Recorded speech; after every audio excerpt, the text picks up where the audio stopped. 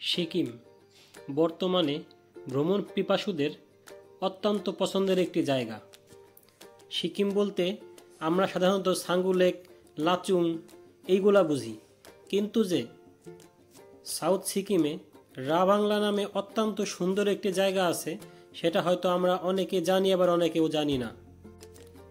এই রা বাংলা শহরটি সমুদ্রপৃষ্ঠ থেকে ৭,০০০ ফিট উচ্চতায়। ভয়ঙ্কর সুন্দর আঁকাবাঁকা পাহাড়ি রাস্তা পার করে আমরা আজকে যাব রা বাংলা এবং দেখব রা বাংলা। রা বাংলা মূলত বিখ্যাত একটি বুদ্ধ পার্কের জন্য। এখানে একটা বুদ্ধ পার্ক আছে, যে বুদ্ধ পার্কে একটা বুদ্ধ মূর্তি আছে যেটি ১৩০ ফুট উচ্চতা এবং এটি ৬০ টন তামা দিয়ে তৈরি। তবে এই মূর্তিটি ছাড়াও এইখানকার আশেপাশের এবং চারদিকের যে সিন সেটি অসম্ভব সুন্দর। আমরা এই রা বাংলা চলে আসছি।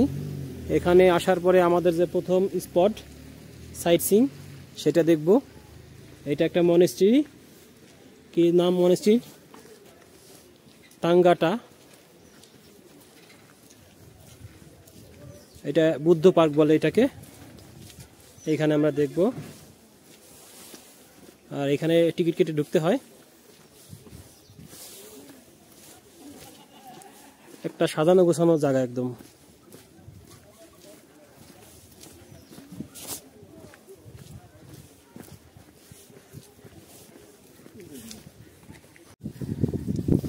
এখান থেকে এই হলো ঢুকলাম আমরা গেট দিয়ে। এখানে ফরেনারদের জন্য ২০০ রুপি টিকিট আর ইন্ডিয়ানদের জন্য ৮০ রুপি। বুদ্ধ পার্ক বলে এটাকে। এই হলো সিনারিও এখানকার চারদিককার।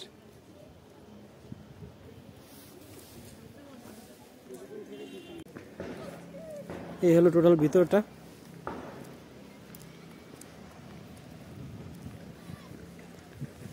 এখানে কেনাকাটার অনেক কিছুই আছে। আর এখানে এটা লেখা অর্গানিক স্টল, মানে অর্গানিক ফুড পাওয়া যায় এখানে।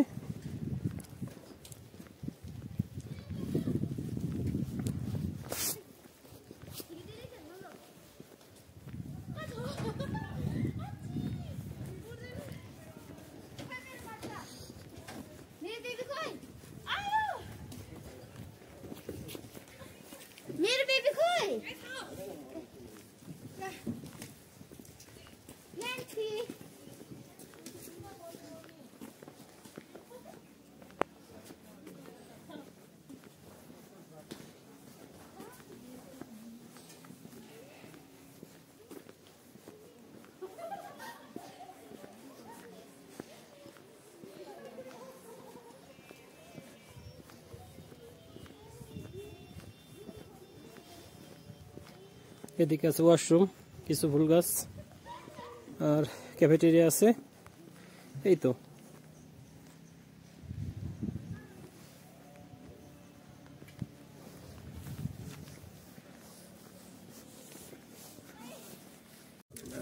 আমরা এখানে দেরি করব না, কারণ এত ঠান্ডা আর গোড়া গোড়া বৃষ্টি, ভিজে যাইতেছি। জ্যাকেট প্রায় অনেকটা ভিজে গেছে। এখান থেকে চলে যাব অন্য স্পটের দিকে। তবে জায়গাটা খুবই সুন্দর, এত সুন্দর সিনারি। আসলে বাড়ি থেকে না বেরোইলে বোঝা যায় না যে আসলে দুনিয়াটা কত সুন্দর আর কত বিচিত্র মানুষের কালচার, সবকিছু মিলাইয়া অসম্ভব সুন্দর জায়গা। আর আজকে আমাদের এই শুধু আজকের না, আজকে আসলে হঠাৎ করে এই জায়গা হয়ে গেছে, কারণ এই জায়গা আসার তেমন একটা প্ল্যান ছিল না আমাদের। এখানে আমাদের আসার প্ল্যান ছিল সন্ধ্যার দিকে, তা আজকে তো হয়ে গেল আমাদের এই দিনের বেলায়, কারণ সাঙ্গু বন্ধ থাকার জন্য আমাদের এটা হয়ে গেছে। যাই হোক, যা হয়েছে ভালোই হয়েছে। সুন্দর একটা দৃশ্য দেখতে পারতেছি এখানে, চারদিকে খুব সুন্দর।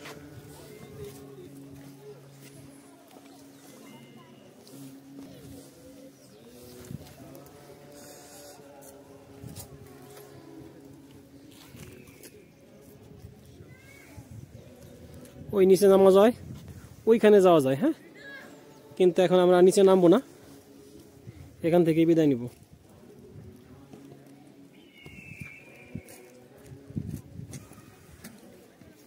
আমরা ভাবছিলাম যে নিচের দিকে যাব না, কিন্তু এই ভিউ দেখে আসলে থাকতে পারলাম না, এখন নিচের দিকে যাব। এই নিচের দিকে যাওয়ার রাস্তা সিঁড়ি, এদিক দিয়ে নামবো।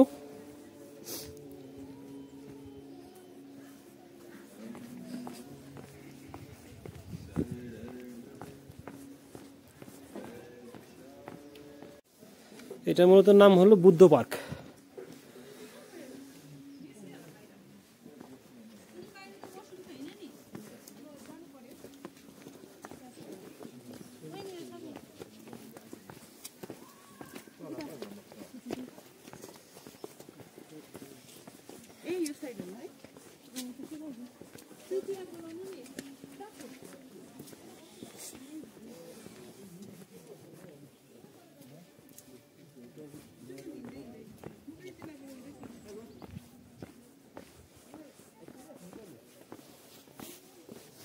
আমরা এই উপর থেকে আসছি, এই উপর থেকে, আর এখন নিচে নামছি আর যাব হলো এই যে রাবাংলার যে মূল যে মূর্তিটা, মন্দির, বুদ্ধ মন্দির, এদিকে যাব।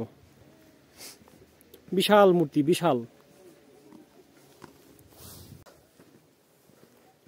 আমরা চলে আসছি এই বুদ্ধ পার্কের এই যে বুদ্ধ মন্দির, সবচেয়ে বড় বুদ্ধ মন্দির, এই বুদ্ধ মন্দিরের একদম কাছে। এখানকার ভিউটা তো জোশ।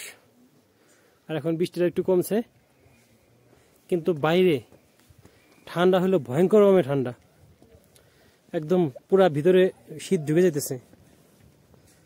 আর আমি হাত তো বের করে রাখতে পারতেছি না, যে হাতে ক্যামেরা ধরা ওই হাতটা আমার একদম, আসলে যে অনেক সময় পানি ধরলে যেরকম হয় না, একদম শুকাই যায় হাতের চামড়াগুলা, ওই ধরনের হয়ে গেছে ঠান্ডায়। আর এক হাত পকেটে ঢোকানো, চমৎকার জায়গা। অনেকখানি হেঁটে এসে উপরে উঠে এই বুদ্ধ মন্দিরের একদম কাছে চলে আসছি।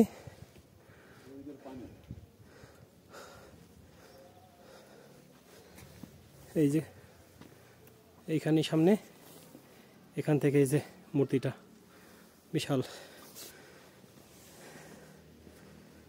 হাঁপাই গেছে একদম। আর বড় বড় গামলার মতো রাখা, এগুলোর মধ্যে পানি রাখা। হ্যাঁ, ওরাই রাখে এরকম, সম্ভবত 7টা, 1 2 3 4 5 6 7 পাশে আরো আছে।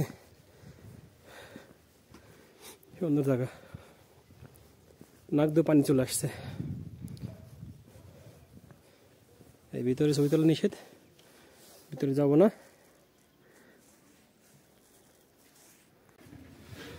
জ্যাম হয়ে গেল, তো ক্লিয়ার না, একটা জ্যাম হয়ে গেছে, তো একটা ঘোরায় না এদিকে।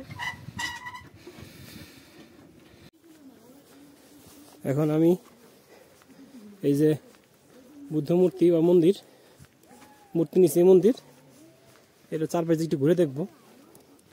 আসলে এই মূর্তিটার বা এই মন্দিরটার চারপাশে যে সিনটা, ভিউটা, পাহাড়ের ভিউটা, সেটা সবচেয়ে বেশি সুন্দর। একদম ঘুরে ঘুরে একদম পাহাড়টা ঘিরে রাখছে এই মন্দিরটাকে, বুদ্ধ মন্দির। এই যে রাস্তা, খুবই সুন্দর।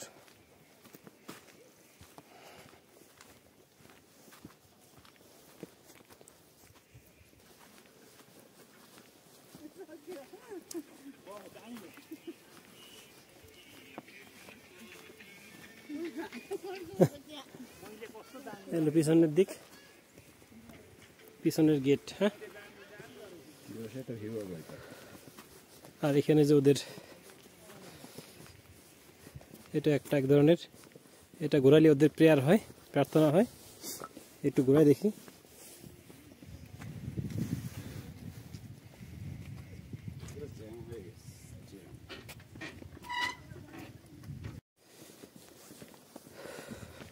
আমরা এই পিছন দিকটা দেখেন, পুরাটা পাহাড়, বিশাল বিশাল। আসলে এখানে আশ্চর্যজনক সবচেয়ে বড় বিষয় হইতেছে যে ইঞ্জিনিয়ারিংটা। এই পাহাড়ের উপরে এত বিশাল এলাকা জুড়ে এই মূর্তিটা বানাইছে, কত বিশাল ইঞ্জিনিয়ারিং এর বিষয়।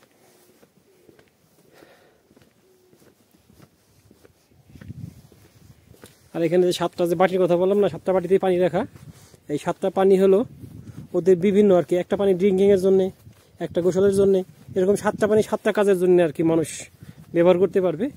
এটা লেখা আছে কিন্তু আসলে আমি বুঝিনি এরকম ভাবে, তাই বলতে পারলাম না।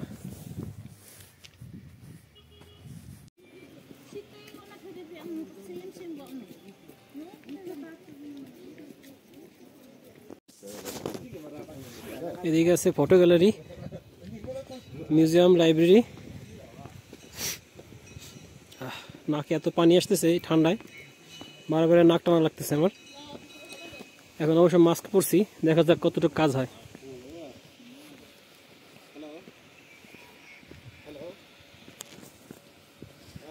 এখন বের হয়ে যাচ্ছি। ওইদিকে ফোয়ারা আছে, এখন দেখতেছি আবার ফোয়ারাও চালু করছে। এই যে এখানে ফোয়ারা,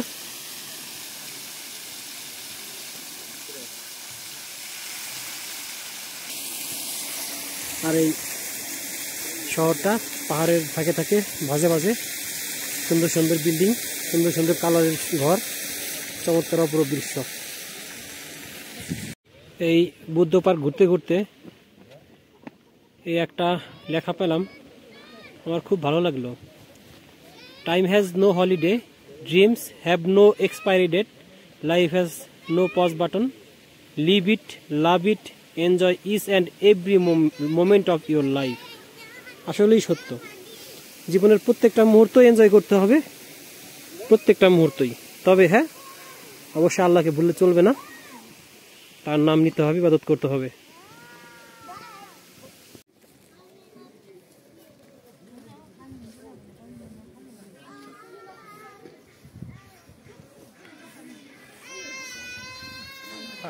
এই বুদ্ধ পার্কের এই দোকানগুলোতে অনেক ধরনের শোপিস, একদম আনকমন ইউনিক আইটেমের শোপিস পাওয়া যায়, ব্যবহার করার কিছু জিনিস পাওয়া যায়, এখান থেকে আপনারা নিতে পারেন।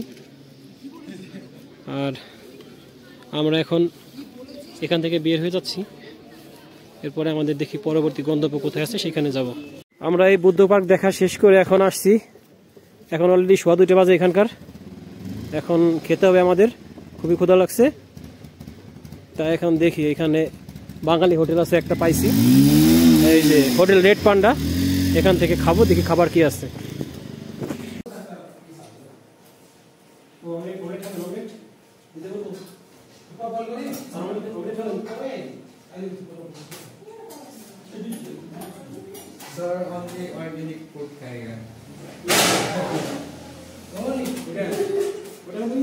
আমরা খাওয়া দাওয়া শেষ করে বের হয়েছি। এখানে একটা ফরেস্টের মতো আছে, দেখি এই ফরেস্টটা দেখা যায় কিনা নিচে গিয়ে।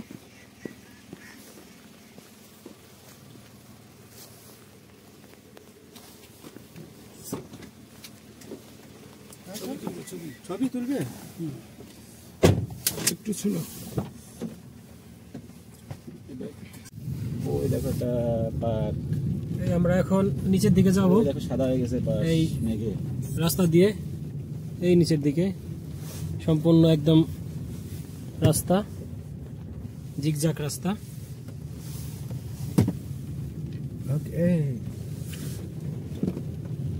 কত দূর যাবে গাড়ি এরকম? ওই নিচ পর্যন্ত যাবো আমরা।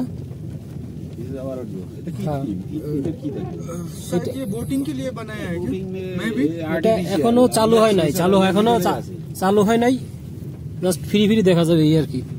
আর্টিফিশিয়াল, হ্যাঁ আর্টিফিশিয়াল।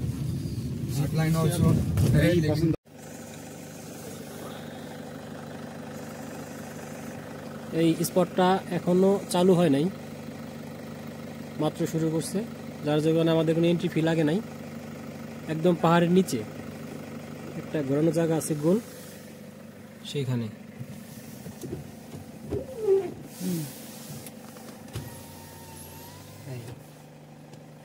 ওটা চালু হলে ভালো লাগবে, তাদের অ্যাক্টিভিটি পছন্দ তাদের। আমরা এই রাবাংলা থেকে ফেরার পথে একটা জায়গায় দাঁড়াইছি, চমৎকার একটা জায়গা।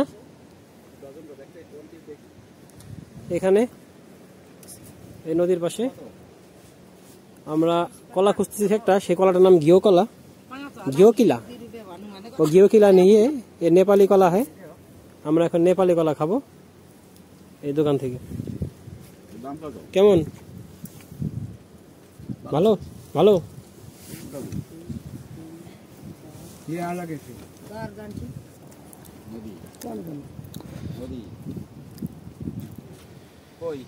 नेपाली केरा नेपाली केला ये केरा केरा केरा केरा। हाँ, नेपाली केरा। ডিফারেন্টটা কই? ডিফারেন্ট ये तो घिउ केला ना এটা। না কলা আমাদের भैयाले अलि नपाकेको खायो नि त अलि आप कच्चा खाया बोल रहा है बोजू।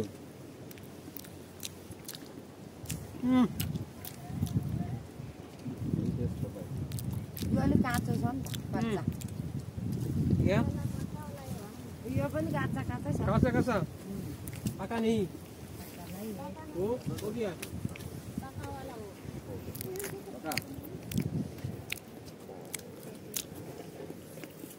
यो भी टेस्ट गरौँ। ये क्या इसका नाम क्या?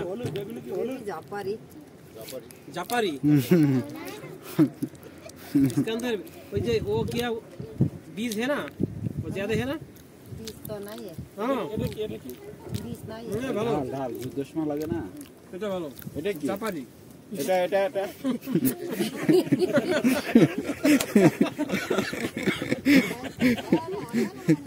এটা দিয়ে ঢাকায় না হলো ঢাল ঢাল। ওকে এটা এটা কি লাগে? पिरा হ্যাঁ पिरा মীরা বসতে বসে বসে বসে বাটা জলে ফিরা। हाउ तिमी फेरि तिमीलाई जहिले त्यस्तै हो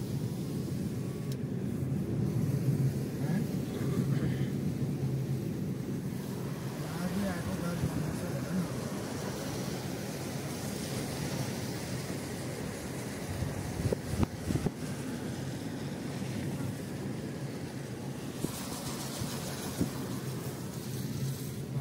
सिंगताम लेप्रेसी।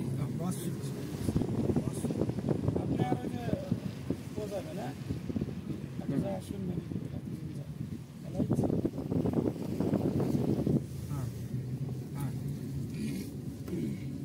ऊ चाहिँ कहाँको हो तिनीहरू? আমরা এখন ওই নিচে নামছি সিংথাম বাজারে, মূলত আসছি এলাচি কেনার জন্য।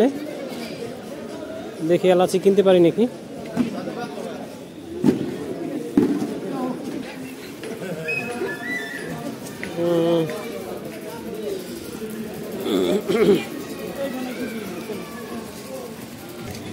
এই এলাকায় শুধু খেলা হইতেছে, জুয়া খেলাই বলা যায়, এই সবই জুয়া খেলা।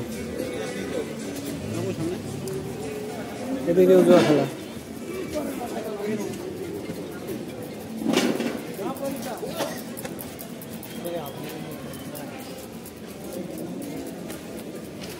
সকালবেলা এখান দিয়ে যখন গেছিলাম তখন বলছিলাম যে এই সিকিমের যে বন্যা হয়েছিল সেই বন্যার কি অবস্থা হয়ে গেছিল সব।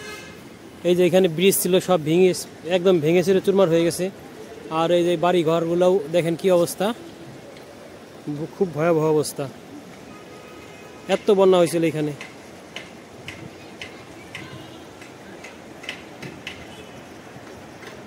শুধু এখানেই না, এরকম অন্যান্য শহর ছিল অনেক, সেগুলো সব একদম ভেঙে চুরে চুরমার হয়ে গেছে।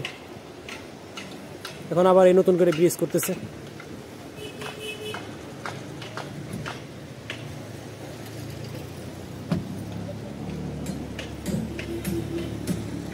আমরা রাবাংলা থেকে ফেরত চলে আসছি। ফেরত এসে দেওরালি স্কুল রোডে ওই একটা হোটেলে উঠছি, হোটেল সিলভার রুট। এখানে রুমের ভাড়া 1800 রুপি। এটা হলো রিসেপশন। আমরা এখন রুমে যাব, রুম দেখাবো।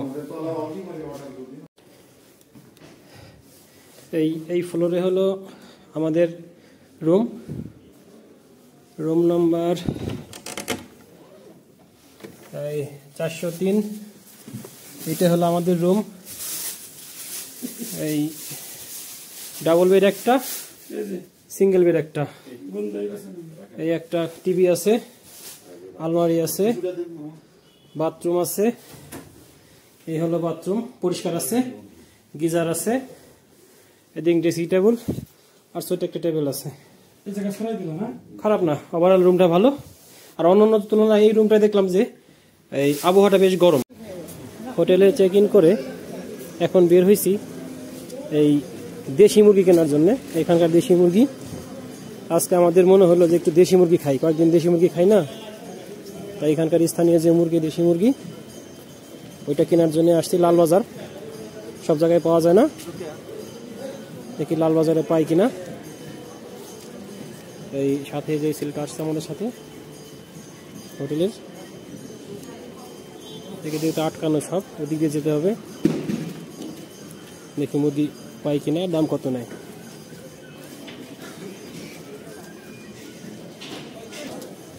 এই রাবাংলা থেকে ফেরার পথে কয়েক জায়গায় দেখছি, তার পথে এক জায়গায় পাইছিলাম ওই করকনাথ মুরগি, ওইটা 450 রুপি কেজি, কিন্তু ওইখানে বানাই দেওয়ার মতো লোক ছিল না, তাই ওইখান থেকে আনতে পারি নাই।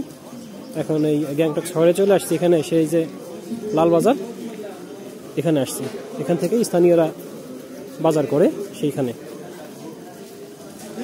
দেখি এখানে পাওয়া যায় কিনা। হোটেলে যে আছে কিচেনে, ওই ছেলের সাথে কথা হয়েছে, ও আমাকে সাথে নিয়ে আসছে, ওই রান্না করে দিবে। আর আমরা যে গাড়িতে ঘুরতেছি ও এটা ওর বন্ধু, আর আমাদের যে ড্রাইভারটা ওই ছেলেটা খুবই ভালো ছেলে, ও আমাকে নিজের গাড়িতে করে এখানে নিয়ে আসছে, কোনো ভাড়া ভাড়া কিছুই নাই। আমাদের সাথে 3 দিন ধরে ঘুরতেছে, ও আসলে অনেক ভালো ছেলে। ড্রাইভার সাধারণত এত ভালো হয় না, সবাই নিজের স্বার্থ চিন্তা করে, কিন্তু ও আমাদের দিকটা বেশি দেখতেছে। ও যে লস করতেছে তা না, কিন্তু অন্য নদীর তুলনায় অনেক ভালো। ওকে যেভাবে আমরা বলতেছি সেভাবেই করতেছে। কপাল খারাপ, এই লালবাজারে যে দেশি মুরগিটা পাওয়া যায় যে দোকানে, সেই দোকানে মুরগি শেষ হয়ে গেছে, তাই পেলাম না, ওখান থেকে চলে আসলাম। এখন দেখি অন্য কোথাও পাওয়া যায় কিনা, যদি না পাওয়া যায় তাহলে তো কিছু করার নাই, ভাগ্য খারাপ।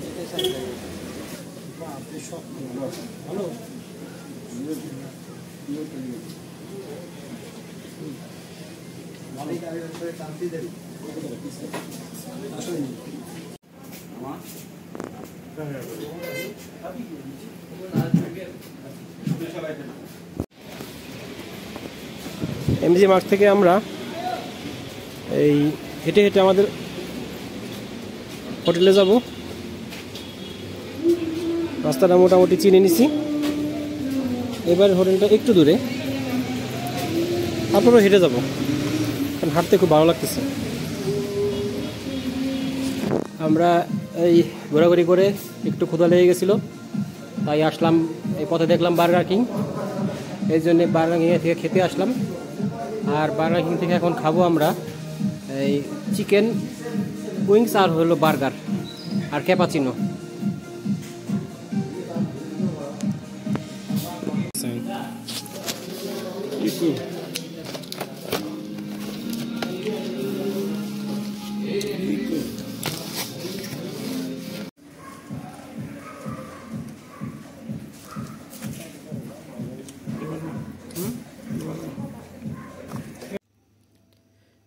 শুভরাত্রি, আজকের পর্ব এখানেই শেষ।